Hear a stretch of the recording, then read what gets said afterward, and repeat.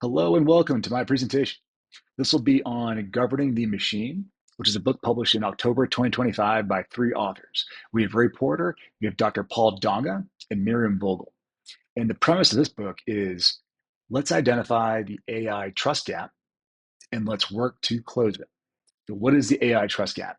This is very simply put the deployment of AI by companies and the lagging controls behind it, and how this gap is significant.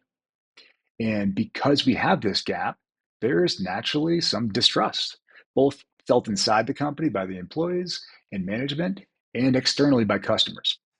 And there was a study done in 2025, so quite a bit of time ago in AI terms, by Ernst& Young. And they surveyed over 1,000 C-suite executives over 21 countries, I believe, and 72% of the companies are using AI. But only a third of them self-reported that we're actually using proper controls. So over two-thirds self-said we're using it, but we don't have proper controls in place. So this is a pretty big issue, and it's one of the reasons why we, of course, see those examples of hallucinations and things of that like. So it's a big issue, and these three authors have an incredible amount of experience and an incredible amount of passion for AI, and they want to help close the gap. And their proposed solution is governance. So my big three takeaways for the book. Number one was that this is not a doomsday book, and there's no shortage of examples inside the book of when AI hallucinates and how it can go wrong. There's no shortage of that, but it's not about, hey, AI is gonna you know leave a negative impact on the world. There's a lot of that out there. This is not it. And I actually want to take a quick second to say how crazy deep their resumes go. So these three authors, they're not just newcomers to the space. Here's some fun facts about them. Ray Porter is former global lead for responsible AI at Accenture and designed programs for 750,000 employees. It's a little bit of responsibility on his plate. Also previously chaired for the UK Government Data Skills Task Force. You have Dr. Paul Donga, head of responsible AI and AI strategy at NatWest Group, and his PhD on agentic AI dates back to the 1990s. He's been around for a bit, been around the block. Miriam Vogel is the president and CEO of Equal AI and chair of U.S. National AI Advisory Committee. And she also served in the U.S. Department of Justice and the White House. So not all books are created equal. I think it's a pretty fair thing to say. And the experience of this book, it's quite impressive. And for a guy like myself, a newcomer to the space and super eager to learn about AI, I'm often not too sure where to go. And sometimes an easy thing to do is who's the subject matter experts in the field and do they have any materials out there? And this was an example of that. So I'm never going to say that another book is less worthy, but it had a lot of credibility for me, and I really appreciated that. So not a doomsday book, and it carries a ton of weight. Number two for me was that this is a very practical, hands-on approach of how to make governance and like what it looks like. And again, being a new student to AI, I'm not too sure what it looks like. So this helps put things into context quite a bit. And I want to actually take a moment to very quickly go through what they propose as a solution. And it comes in two parts. Let's identify what they call the risk grid, 9 different domains that you instantly inherit as risks if you use AI. And then the second grid, which is the governance grid. What does proper governance look like? AKA, how do we take these 9 domains that could be impacted and operationalize into actually doing something that helps us prevent mistakes? How do we use this information? So the 9 risks, and these will make sense as I go through them very quickly.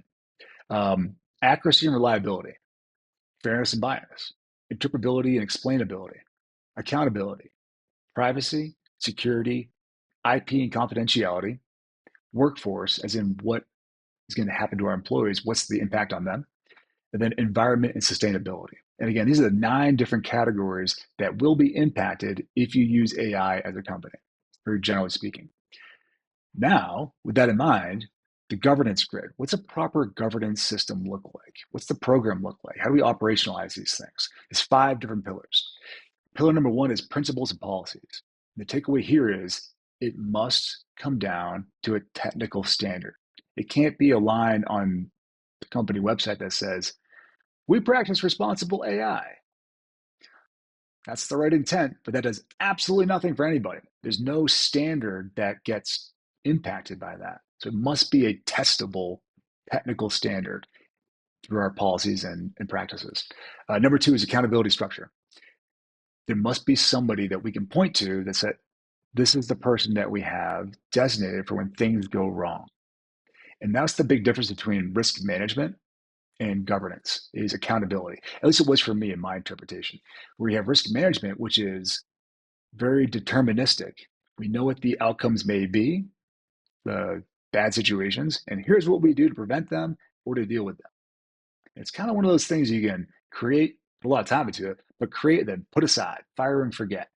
Governance is living and breathing. It's an accountability system that is designed to always have manpower resources designated to working with the problem. It's going to be a forever type thing. So having accountability structure is key. Number three is inventory and assessment. You got to know what your company's using, and there has to be an assessment and a constant, true inventory of what we're allowing our people to use. Because you can have the best chief AI officer, but he or she cannot do their job if we have employees doing a shadow AI project on the side. So we got to know what our company's using. Number four is controls. This is a pretty big bucket, but this is where all the small and big things go into, what are we doing to prevent bias? How are we treating the data that goes into it? And what data are we using? All those big and small things to include battle testing it with red teaming, which is a great point they brought up, um, especially with something that is going to provide a unknown output. Let's try to create those unknown outputs. Let's purposely try to find the flaws in the system. And that was a nice eye-opening piece for me. And last but not least, platforms and tools. So there's a lot of great tools coming out and a lot of great systems out there that even sometimes have some governance baked into them. But the big take home message here from the authors was when we use these tools, it must be in the development process. It can't be retroactive. It can't be an audit that says, okay, this is what happened. And here's like, what it looks like.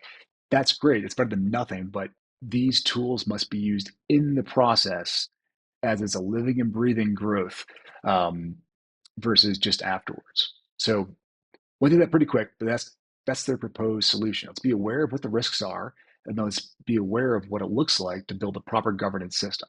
And the last thing I'll say on this was the message was it doesn't have to be perfect on day one. Because what I just listed off, that's a lot. And that takes a ton of resources, a ton of people, a ton of effort. And especially for a small company, that might not be possible. But having the awareness of what that looks like, what a proper governance system looks like, that's the big message. Let's know what the end state looks like, call it even utopia, because it is a pretty big undertaking. But we can start small and track towards that end state. And that was for someone like myself, who's only worked in small companies, aside from the military, that is very freeing and empowering. We can take steps to get there. My third point, my third takeaway was also another kind of a nice, refreshing take, and that was on governance being an enabler. So governance, risk management type things tends to be met with like the attitude of, nah, that's kind of boring. Like we don't want to do that. That's going to slow us down, actually. That's going to be a handbrake on innovation. Like my 2 day process for approval now turns into 4. I don't want to do that. Screw that. Um, Fair reaction. They take the opposite approach. They say it's an enabler to this great analogy. So imagine that AI is a Ferrari, and the Ferrari comes with no brakes. No brakes in your Ferrari. And you can get inside that Ferrari and you can go super fast with your company. You can go crazy fast. And it may not happen today, it may not happen tomorrow, but eventually you're probably going to find yourself in a catastrophic car accident because it's a Ferrari and you're going really fast. That shit's going to hurt. It's going to be a bad day. So installing governance is like installing brakes on the Ferrari. And just because we put brakes into the Ferrari doesn't mean we're going to go slower. In fact, it's the opposite. It allows us to go faster because we can reach into the full potential of that engine. Instead of being inside the back seat with our hands on anything we can grab, holding on for dear life, going 100 miles an hour.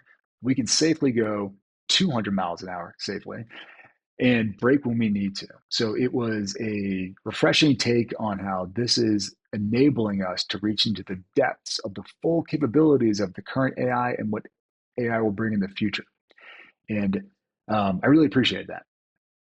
So I'm currently, again, I'm in between jobs right now, so I don't have a team to work with, but I can absolutely see the analogies they used and um, even the experience that they bring as incredible value adds to convincing someone, call it a boss or an executive, that this is for us, that we can use AI and we can make a proper governance system. And we don't need to wait for the government to make the right rules and regulations. We don't need to wait for um, Anthropic to make the picture perfect model. We can actually start that today. And it comes down to accountability and effort, and it's possible. Um, so the last point that you asked about was the impact on me personally. Um, I really like this book. I thought it was pretty dry at times. It's not super long, 400 pages, but whenever you talk about risk management and things of that nature, it can be kind of dry. So it was a little bit dry, but I really liked how practical it was. And I really liked how this put, for a new AI student like myself, at ease. Like this stuff is possible. Yes, it's the unknown. Yes, it's going to be a living and breathing effort to forever and always to work with this thing, but it's possible. And we don't have to reinvent the wheel to do it. It comes down to simple effort and accountability. And I really appreciate that. And that's all I got.